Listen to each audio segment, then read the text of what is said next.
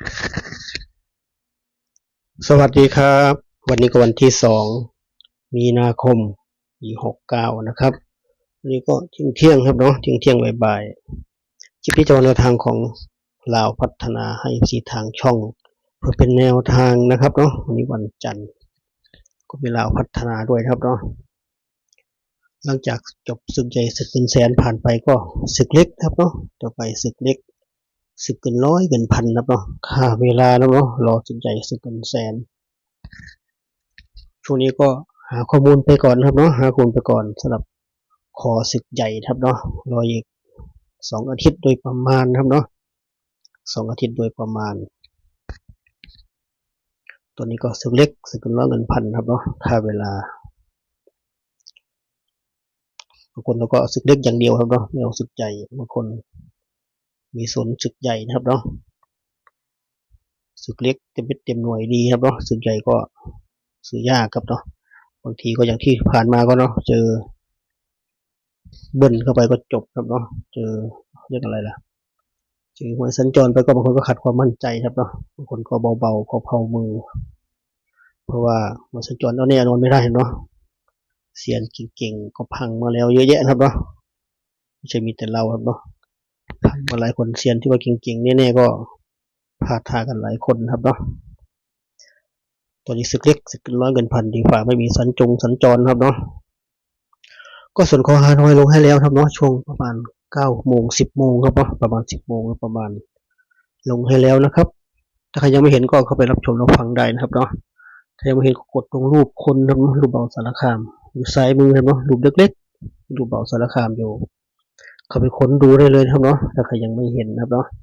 ถ้าชอบก็ฝากกดติดตามครับเนาะกดไลค์กดแชร์นะครับเนาะกดติดตามไว้ครับเนาะใครชอบแนวทางจะได้หาง่ายๆครับเนาะใครไม่ชอบก็ข้ามไปครับเนาะแนะนำสำหรับคนที่ชอบเท่านั้นครับเนาะกดติดตามไว้นะครับถ้าใครชอบก็ฝากกดไลค์ด้วยครับเนาะเพราะว่าระบบมันจะจำเราครับเนาะถ้าเราดูแล้วเราชอบครับเนาะบางที FC เราช่องเราก็เป็นสวซะส่วนใหญ่ครับเนาะดูจากข้อมูลช่องเราจะเป็น60-70%ครับเนาะเป็นสวซะส่วนใหญ่ก็กดติดตามไว้ครับเนาะถ้าไม่เป็นก็ให้ลูกให้หลานกดให้นะครับเพราะว่าเราดูแล้วกดไลค์ไว้ระบบมันจะจำเราครับเพราะว่าเราชอบแนวนี้ถ้าอัดคลิปเขาจะเด้งให้เราเห็นทันทีนะครับเนาะถ้าเราอัดคลิปถ้าเราสามารถอัดคลิปปล่อยคลิปไปนะครับเนาะ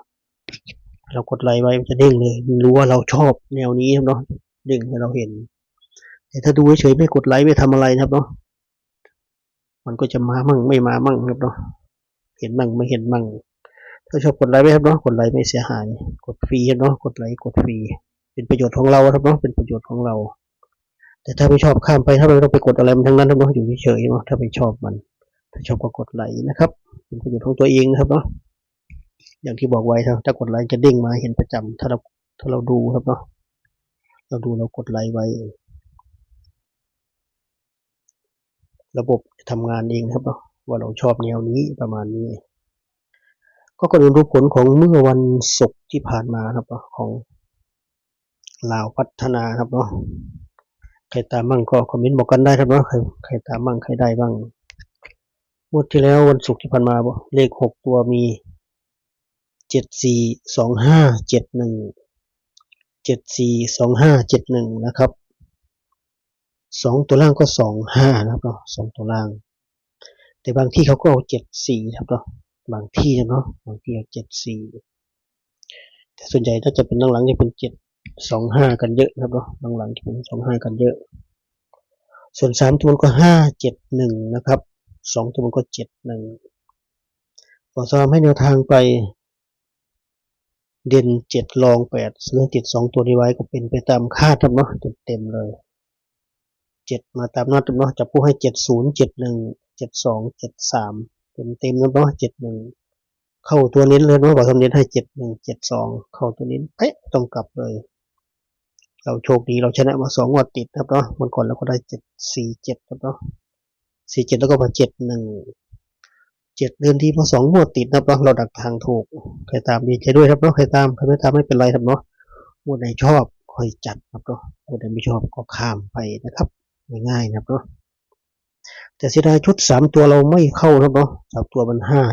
571 บวก3หลักร้อยบวก3เอา4มาใส่แทนครับเนาะมี4กับ5แบ่งกันอย่างละ2ชุดแต่บวก3ก็พูดว่าถ้าใครชอบ4ก็4ใส่ทั้งหมดเป็นหลักร้อยนะครับ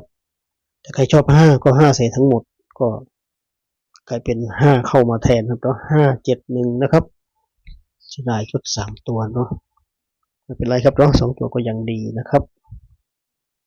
ก็วันนี้ก็ได้มาแล้วเนาะใครสรุปจุดกดไว้นะครับสรุปแคปก่อนเราแคปเหมือนเดิมครับเนาะหนึ่งแคปตัวคลิปมันเช่นเคยถ้าตัวไหนบอกแซมพูดไปไม่ตรงกันในโพยครับเนาะเอาในโพยเป็นหลักเลยครับเนาะในโพยเป็นหลักเลยมีพี่ทักมาถามทางไลน์ด้วย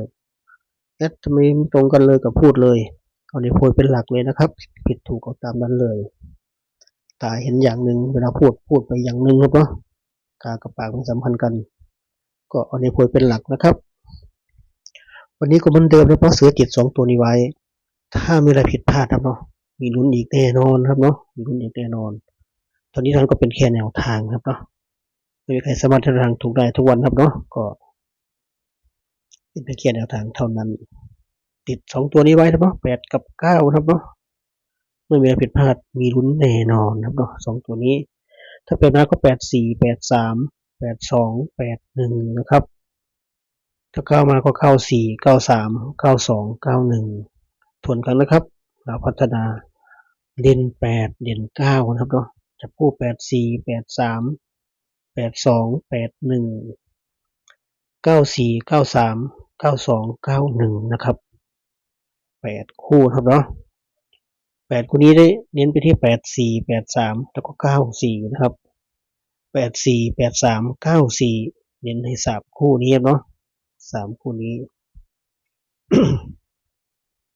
ก็มาที่ชุด3ตัวครับเนาะมีลุ้น4ชุดเหมือนเดิมมี8 84 8 83 594 593นะครับเนาะ4ชุดนะครับ4ชุดนี้เน้นไปที่884 883แล้วก็593594ครับเนาะพูดผิด594ครบถ้วนครับเนาะก็หลักร้อยอย่างที่บอกไว้ว่าใครชอบ5ก็5หมดทั้ง4ชุดนะครับใครชอบ8ทั้ง4ชุดได้เลยประมาณนี้ครับเนาะคนเดิมเราคาดว่าไปไหนไม่ไกลครับเนาะคาดว่าเราพัฒนายังไปไหนไม่ไกลวนเวียนอยู่แถวนี้ครับเนาะก็ขอร้องอย่างเดียวพี่เขาอย่าเบิ้ลนะครับเนาะขอร้องอย่างเดียวพี่เขาจะเบิ้ลก็พอครับเนาะแล้วบางไม่เบิ้ลก็ลำบากครับเนาะอย่าเบิ้ลเลยเห็นพี่ไทยเราเบิ้ลจะไปเบิ้ลตามครับเนาะไม่ดีครับเนาะไม่ดีบ่าวสารคามไม่ชอบเรียกเบิ้ลครับเนาะไม่รู้เป็นไรก็จะเป็นน้อยลาวไทยครับเนาะถ้าประกบคู่กันแล้วถ้าเจอเรียกเบิ้ลจะตัดทิ้งก่อนเลยครับอันดับแรกบ่าวสารคามอันดับแรกเลยตัดทิ้งก่อนเลยไม่รู้เป็นไรจริงเรียกเบิ้ลซื้อให้มากครับเนาะประหยัดกบด้วยไม่ต้องกลับให้เมื่อยครับเนาะประมาณนี้นะครับก็ถ่ายคลิปแล้วก็เหมือนเดิมคนที่ชอบคนที่งบน้อยกว่าตัวนี้นะครับผมเป็นให้บอกไปเบื้องต้นครับเนาะ